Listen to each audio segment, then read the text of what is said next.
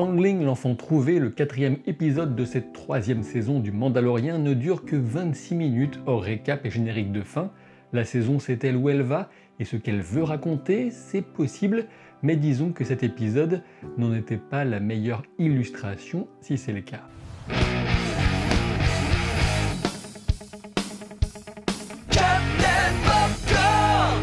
Comme d'habitude, cette vidéo est faite pour celles et ceux parmi vous qui ont déjà vu l'épisode, dont je dévoilerai les grandes lignes de l'intrigue. Épisode réalisé par Carl Weathers, le haut magistrat ou Apollocride, comme vous voulez, ce qui fait déjà une double dose de credo pour un même acteur, c'est pas mal. Sur le fond, cet épisode concerne avant tout le credo, justement, et ce qui définit un Mandalorien, sachant qu'on retrouve Grogu au centre de cet apprentissage et Bo-Katan au centre de cette redécouverte, au sein de ce groupe juste un poil intégriste. Alors on a un petit problème visuel en arrière-plan, certes, quand Grogu joue avec l'équivalent de gros Bernard l'ermite sur la plage, la cape de Din Djarin disparaît sans crier gare. Étonnant qu'un tel bug visuel aussi flagrant soit resté à l'écran, ça me rappelle le type engine qui était resté un temps dans l'épisode réalisé par le même Carl Weathers en saison 2, c'était aussi l'épisode 4 de la saison 2. Din veut clairement faire de Grogu un Mandalorien, c'est clair, et d'ailleurs dans l'épisode 3, pour le peu qu'on les voit, il semble bien que Grogu essaye de dire « telle est la voie », après que Din et Bo-Katan l'aient fait avant lui. Entraînement contre Ragnar, on découvre ainsi le prénom du garçon dont la cérémonie du casque avait été interrompue la dernière fois par l'attaque du Kaiju Croco-Tortue. On remarque au passage que Ragnar choisit les fléchettes, ce qui en fait le défi le plus délicat pour lui, sachant que Grogu représente une cible bien plus petite. On remarque les encouragements presque maternels de Bo-Katan et l'enthousiasme compétitif du cliché paternel habituel du côté de Din, comme si on cherchait à nous faire passer un message, mais bon, est-ce qu'ils gardent leur casque pour les parties de jambes en l'air?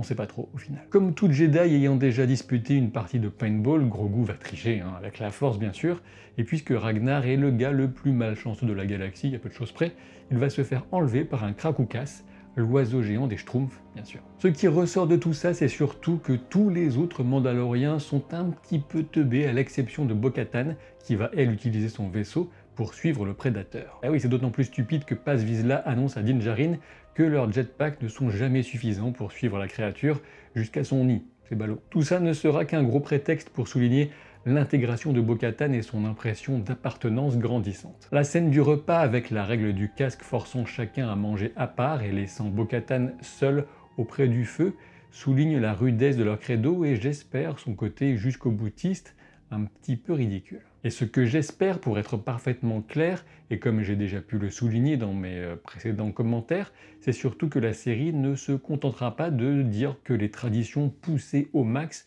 sont la solution ultime à toute forme de crise existentielle. Pendant ce temps, Grogu est en garde alternée avec l'armurière et elle va nous faire une petite séquence de PTSD, un syndrome post-traumatique, au doux son de la forge. Et évidemment, l'Ordre 66 fait toujours son petit effet sur les fans, et ce qui sera surtout retenu ici, c'est le retour de l'interprète de Jar Jar Binks dans le rôle du maître Jedi, Kelleran Beq. Cet acteur, c'est donc Ahmed Best qui était dans le costume de Jar Jar Binks, et qui a tenu ce rôle de maître Jedi pour la première fois en 2020 dans une émission pour enfants qui s'appelle Star Wars Jedi Temple Challenge. Une émission dans la veine de En route pour l'aventure avec Banga, on n'y résiste pas, tout ça avec Michel Robe sur la 5e ou la 5, je suis plus très sûr, dans les années 80, mais tout ça dans l'univers de Star Wars, avec de quoi mettre des paillettes dans les yeux de ces gamins participant à l'émission. On les envie, les petits chenapans. Revenons à nos Grogu, qui est donc sauvé in extremis par Jar Jar Binks, enfin vous avez compris, avec au passage Temuera Morrison qui fait la voix des clones bien sûr, et une poursuite spectaculaire sur Coruscant, avec encore un passage à côté de ce sommet naturel de la planète, seul souvenir visible de ce qu'elle était avant que tout ce merdier ne soit construit par-dessus.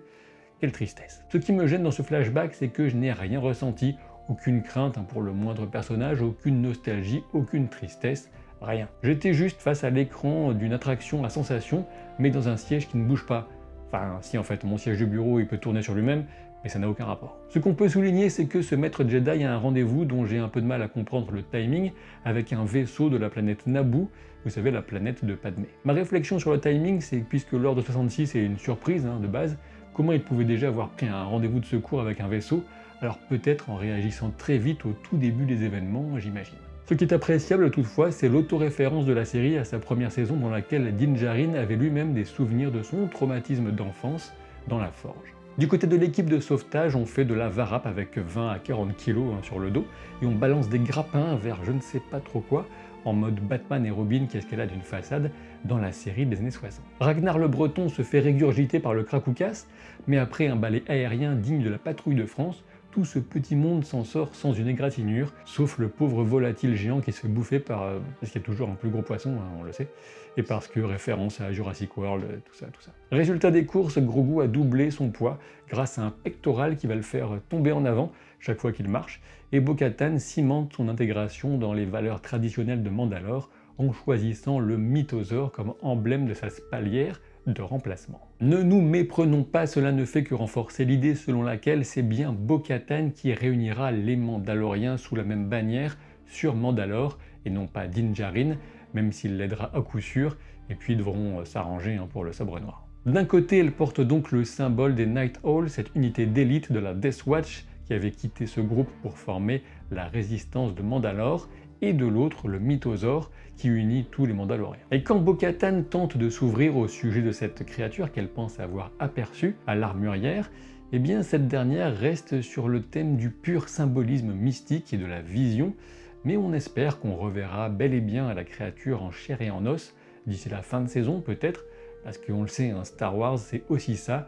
toutes les histoires sont vraies, comme pourrait le dire Han Solo par exemple. Est-ce que l'armurière en sait plus qu'elle ne laisse paraître? Ça reste à voir, mais bon, pour le moment on dirait surtout qu'elle a répondu de cette façon pour alimenter son aura de mystère mystérieux. Alors est-ce que Ragnar le Breton est le fils naturel de Prévisla ou un enfant trouvé par lui?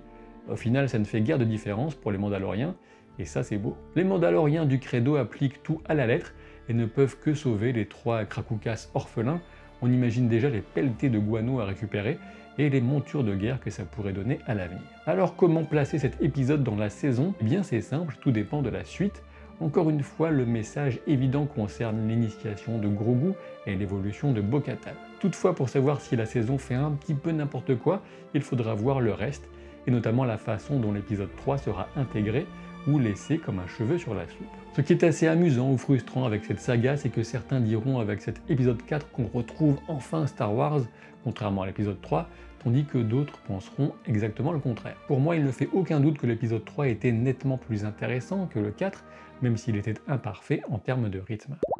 Si ce n'est pas encore fait, je vous invite à découvrir ma vidéo consacrée à Carnival Row, une série entre fantasy et fantastique, très originale mais elle aussi imparfaite, sachant qu'on peut commencer la vidéo sans avoir vu la série. Aujourd'hui, je vais voir John Wick 4 et je vais enchaîner avec Donjons et Dragons, je vous en parle prochainement, et je vous dis donc à très vite pour de nouvelles aventures, et puis bien sûr abonnez-vous, sinon je vous laisserai dans le gosier d'un volatile pendant 8 heures, et je peux vous dire que ça fouette là-dedans, ça fouette grave. Ciao.